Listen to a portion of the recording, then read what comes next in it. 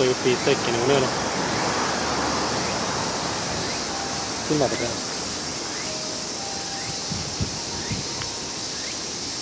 Det här är till för att det inte ska frysa då. Nu när det är 32 grader. Jag vet inte riktigt hur man tänkt sig, men det är nog bra. Där uppe fryser det också. Så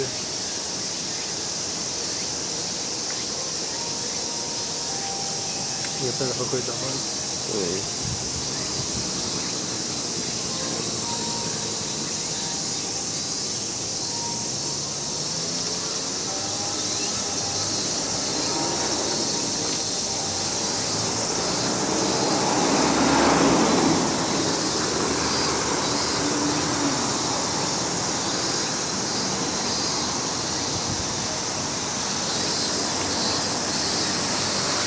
verkar som att det är några toer in.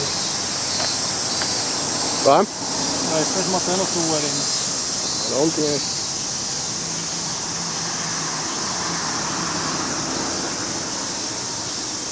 Nej, vi får komma tillbaka och kolla. Någon där, när de hinner stänga. Men det var ju svalare direkt när man gick bland träden än när man sprang utan. Ja. 6 minuter kvar då. Man får gå med det i 470 meter åt andra hållet. Där är öppningen. Ja, ska vi gå dit och ska vi gå tillbaka? Ja, det kommer. När vi går tillbaka kan vi gå på utsidan här.